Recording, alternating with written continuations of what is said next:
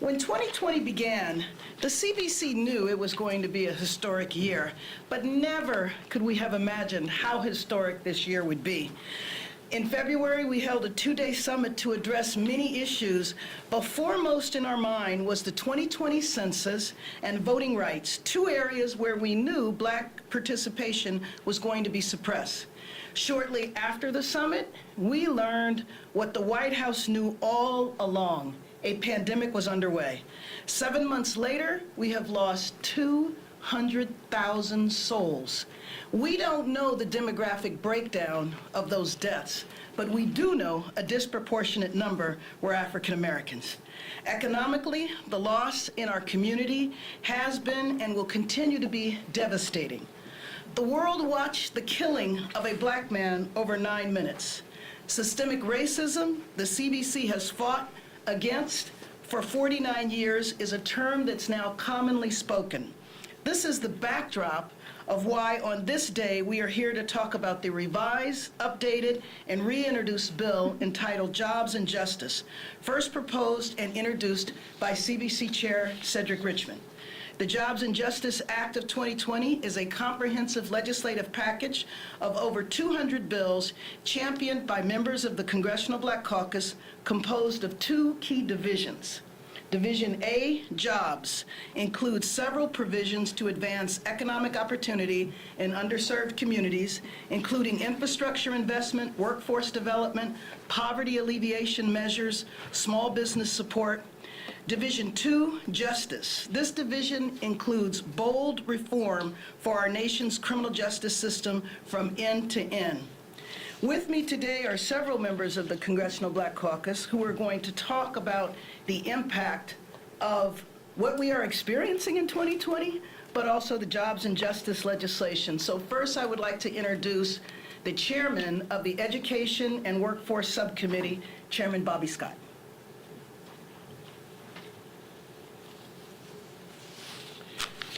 Thank you, Chair Karen Bass, and thank you for your very kind introduction. And I'm very grateful to be here with my colleagues from the Congressional Black Caucus to introduce the Jobs and Justice Act of 2020, a transformative legislative package that would represent an historic investment in Black communities.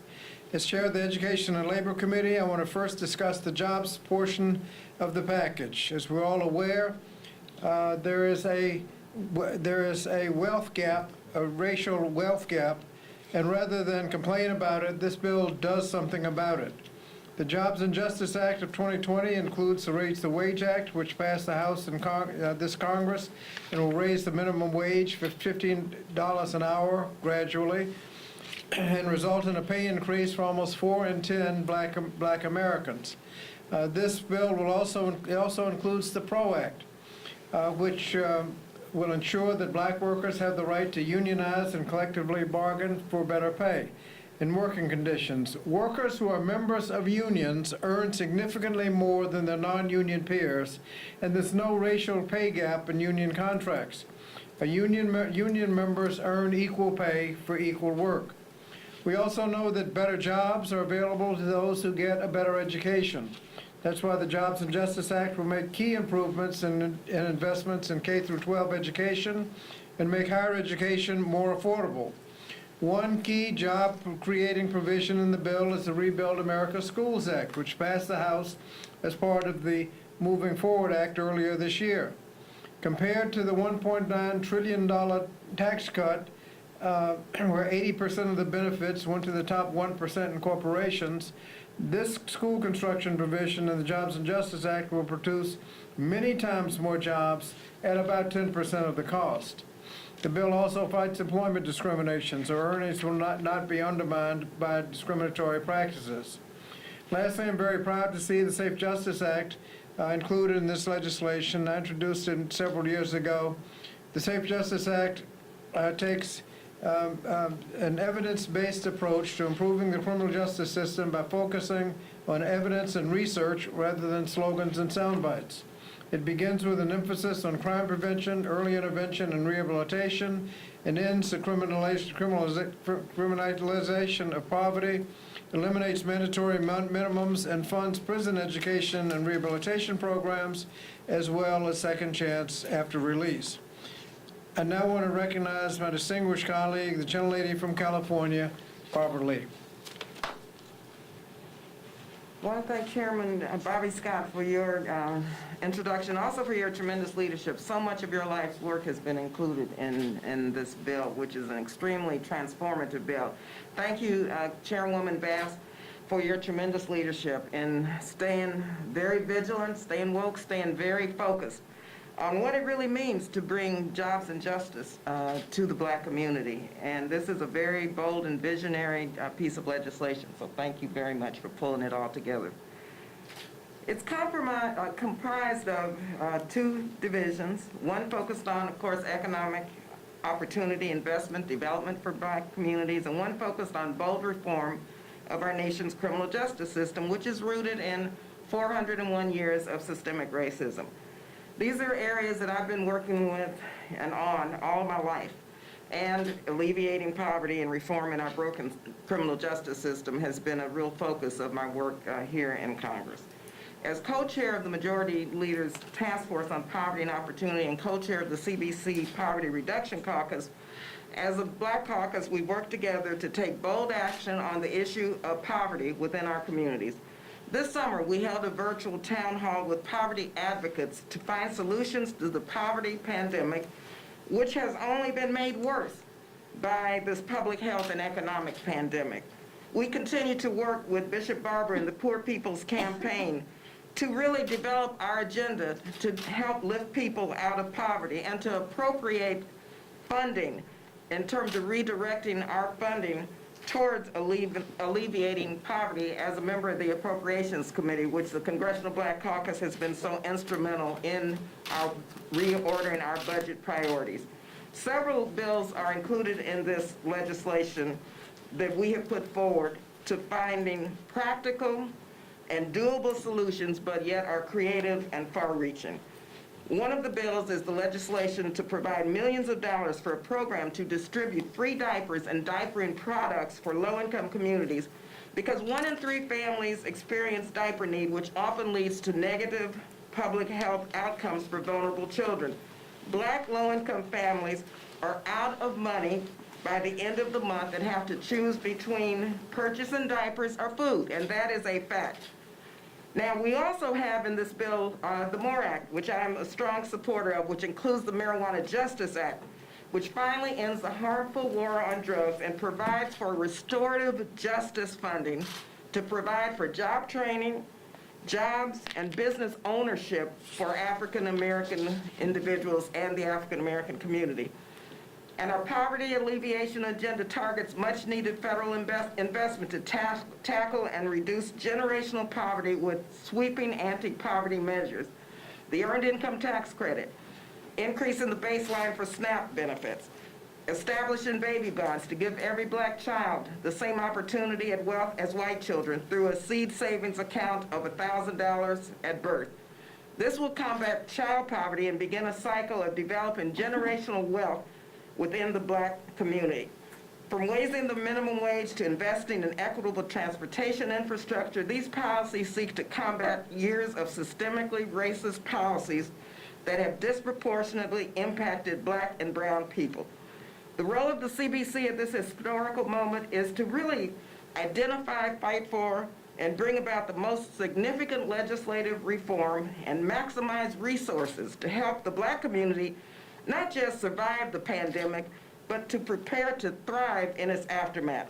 And so I want to thank Chairwoman Bass for bringing forth this legislation, and I'm reminded of our late dear friend and colleague, Congressman John Lewis, who reminded us, as the conscience of the Congress, which the Congressional Black Caucus is that we have to continue with this fight to provide opportunity and justice for Black people in America.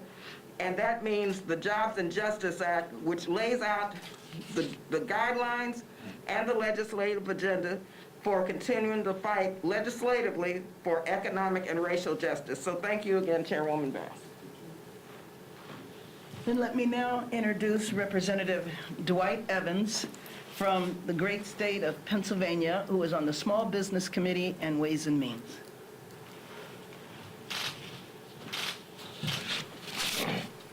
Thank you, Madam Chair.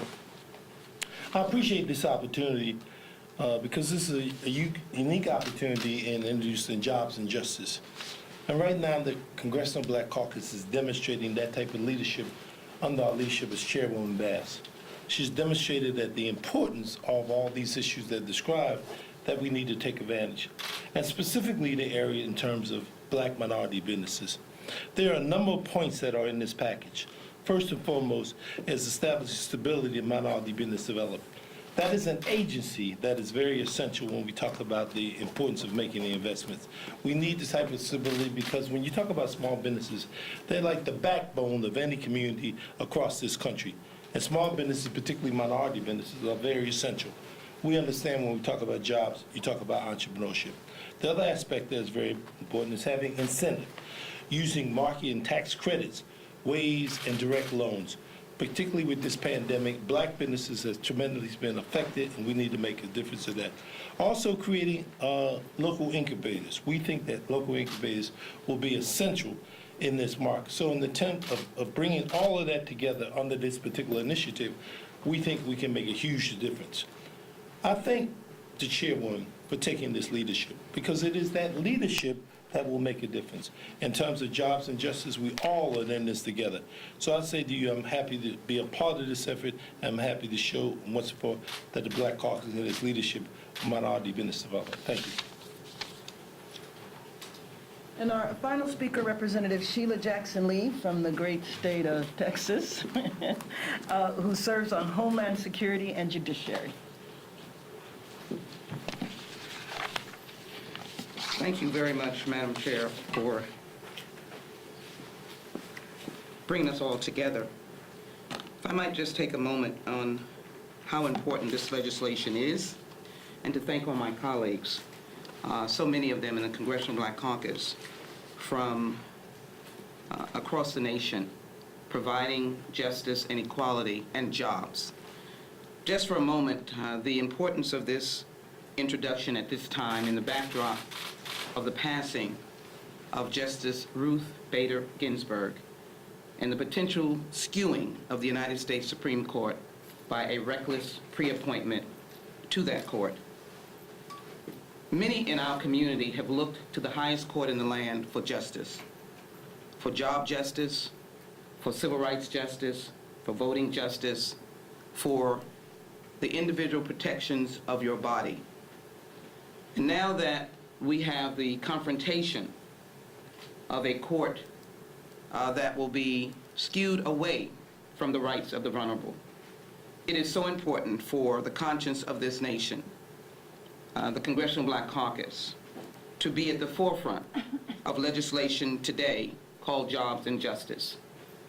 The burden to correct the ills of this nation will fall heavily on legislators to write laws that will protect those who have felt the brunt of inequities and disparities in the nation.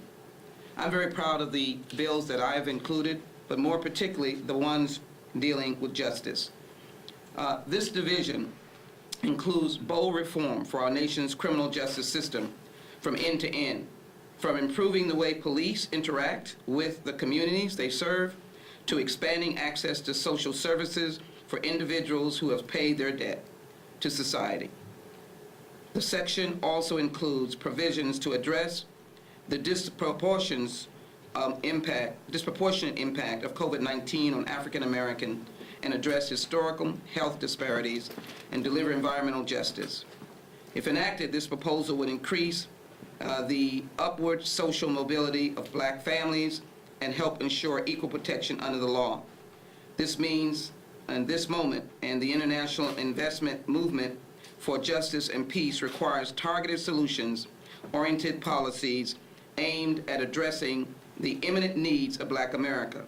So the Jobs and Justice focuses us on dealing with policies like we have found in the Justice and Policing Act, named after George Floyd, which covers a wide array of justice concerns, particularly ending racial profiling, reimagining how policing police training occurs, ending chokeholds, providing more access to the courts by modifying qualified immunity, ensuring that communities get resources to make sure that they can how to break the schism between police and community and to work on police-community relations, and to, in fact, make sure that we have a system where the voices of the people are heard, and we don't have Jacob Blake, George Floyd, Breonna Taylor, Mr. Brooks in Atlanta, Tamir Rice, and many, many, many others. So again, the jobs justice legislation and the justice aspect of it is to grab hold of all the issues that the community voices have raised, to grab hold of all of the peaceful protests that have asked for a better way to ensure that we have a nation that adopts the dignity of all people. This bill is filling the gap. This justice aspect of it is stepping in where my fear is that the courts now, under the appointment web of this administration, will not see vulnerable people the way they should be seen, and that their justice may be challenged in those courts. The legislation now is going to step in, just as the 1964 Civil Rights Act, 1965 Voting Rights Act, in its time, this legislation will step in and try to cure the ills of society. They have to depend on us if they can't depend on a fair and just court system. Thank you so very much, Madam Chairwoman. Thank you, and we now open up for questions. Before we do, he's not speaking with us today, but let me just introduce Jamal Bowman, who after November 3rd will become a member of the Congressional Black Caucus. Are there any questions? Yes. So the CBO estimates that about 3.7 million jobs are going to be lost, even with a gradual increase in the minimum wage to $15 an hour. That doesn't even include... What'd you say? The CBO estimated in 2019 that 3.7 million jobs would be lost if you raised the minimum wage to $15 an hour, and that doesn't even include how many That's people not the see their latest, hours that's cut. not the latest estimate. The latest estimate looked at about 7 or 8 different studies, 3 of which said there'd be an actual job increase if the minimum wage went up. How does that even make sense? I mean, if these small businesses, which are 6 million... How does it make sense? Because we have a consumer-based economy, and you have people, many of whom will be spending twice as much as they're spending today. And that goes right into the economy, creating jobs. Maybe for larger companies, but for the small businesses, I mean, how do you see those and then being able to pay these workers more in that short of a period of time? Well, you have, you don't ask that question about how do they pay rent over the course of time. There hasn't been an increase in the minimum wage in 10 years. The rent has gone up. Cost of, if it's a restaurant, cost of food has gone up. Cost of everything has gone up, but the cost of labor has not. And so you haven't said, they're going out of business because the rent goes up. Now, the CBO study said that the number of jobs in some of the models will actually go up because of the increased consumer spending. Yes. Got a couple of questions, but I'll start with this one. What's in the Jobs and Justice Act, it seems at least overlaps with some of what the Biden and Harris campaign has proposed. But specifically, do you know if the former vice president has endorsed this and would promote this if he's elected? No, I don't. Let me tell you, though, that the Jobs and Justice Act, what we're introducing is a revised and updated bill. This was introduced a couple of years ago under Cedric Richmond, and it's my understanding that the Vice President's Lift Every Voice did look at this, but we have certainly not asked for an endorsement from him. Yes. Oh, yes. Yeah, let me just say, as a member of the drafting committee for the Democratic Party platform, you'll see a variety of provisions that have racial equity and racial justice embedded in many of the policies, many of which are embedded also into the Jobs and Justice bill. And then you mentioned the coronavirus at the top, and obviously the many crises we have now, I'll just take my mask off, it's easier, that are disproportionately affecting Black and brown communities. I wonder what you think of the effort for a discharge petition on a potential COVID relief deal right now, and are you concerned that Congress may leave before the election without one? I know your communities are affected by that, and small businesses, health, all of it. Well, and my colleagues can add in, but I will say that over 100 days ago, we passed the HEROES Act. That's what we want to see implemented, because the HEROES Act is comprehensive and provides the support that our communities need. You should know also that the Congressional Black Caucus works in lockstep with the Hispanic Caucus, CAPAC, which is the Asian Pacific Islander Caucus, and the Native American women who are in Congress, and under the leadership of Representative Barbara Lee and Robin Kelly, who chair the CBC's Health Brain Trust, we also have legislation that is specific, that targets the disproportionate areas in a comprehensive way, with comprehensive testing, tracing, and treatment. But primarily, we want to see the HEROES Act. To add something, Sure. Madam Chair.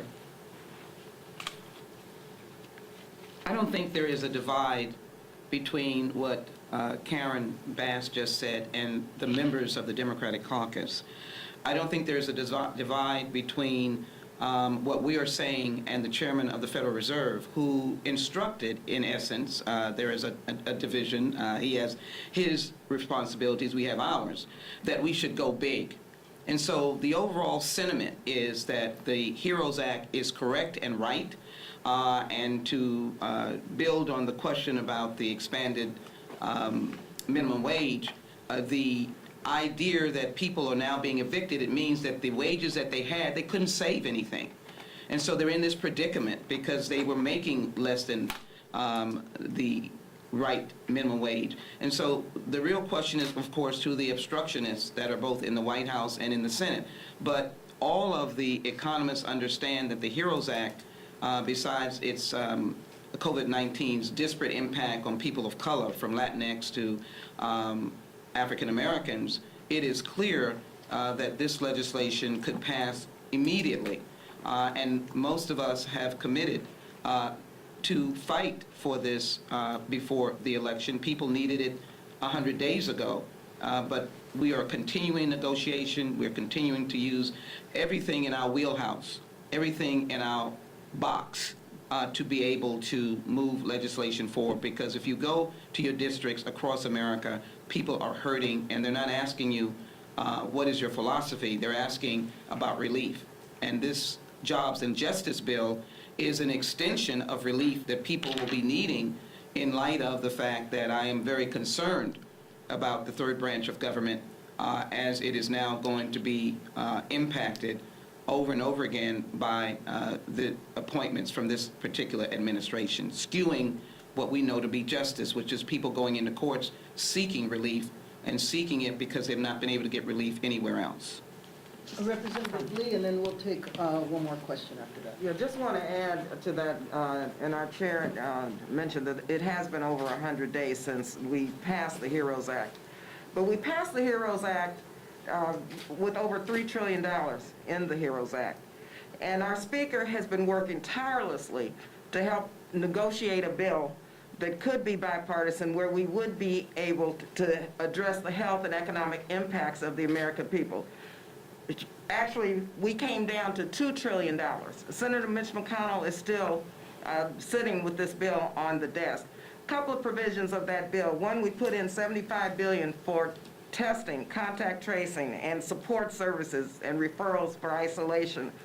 We also have in that bill funding to make sure that state and local governments continue and not have to lay off so many people, many of whom are African Americans and essential workers. Thirdly, our chair referenced the Community Care COVID-19 bill, which the Tri-Caucus plus our two Native American women put together, which really spells out an additional strategy that we incorporated some of into the HEROES Act that calls for testing, contact tracing, and community education through nonprofits and experienced individuals who can learn and be trained to do the contact tracing at the community level, because we know in African American communities now there's a reluctance because of the messengers and the messages and the confusion about the role contact tracing and testing. So we believe that in order to really deal with this pandemic upon pandemic upon pandemic in the African American community, we have to have trusted messengers who are going to make sure that the testing and contact tracing is done appropriately, culturally, and linguistically appropriately also. Oh, yes, and then last question. Yeah, I think the importance of the state and local funding in the HEROES Act is extremely important, and you cannot really evaluate anything else in a package until you look at state and local. The state and local are looking at about $1 trillion shortfall. They have to balance their budgets. Just on the education part, the expectation is that if we don't do anything for state and local, that state and local governments will cut education in the range of $300 billion. Schools need more money to open, and if they start off $300 billion in the hole, then you look at the education, what's in there for education. The Senate bill only covered about less than half of the projected cuts. They need more money to open. With the House bill, we covered enough so there will not be any cuts. So everything we have in education is a step forward. Yes, last question. Congressman Lee, as a co-chair of the Cannabis Caucus, I wanted to ask you, are you disappointed that party leaders pulled the MORE Act, or moving it until after the election? Do you think that was a mistake? Look, I'm not going to say whether it was a mistake or not, but I want to say one thing about that. This is an issue of racial justice. It's an issue of making sure that restorative justice is provided by those who were impacted by the war on drugs, including jobs, job training, and equity in this industry. We have been working with Mr. Hoyer, with the Cannabis Caucus, to find a path where we could build the largest number of members to vote for this bill. We're still fighting hard to make sure it gets to the floor, but we received an ironclad commitment that it will come to the floor very shortly. And in the meantime, we're working very hard to make sure we maximize the number of votes, because again, it's an issue of racial justice and equity, and we've got to repair the damage of the failed war on drugs. Thank you very much. Thank you. Congressman Bass, let me ask you, Nancy Gates keeps telling me, Nancy Gates keeps telling me that the CDC is the reason. I don't have a card that, No idea what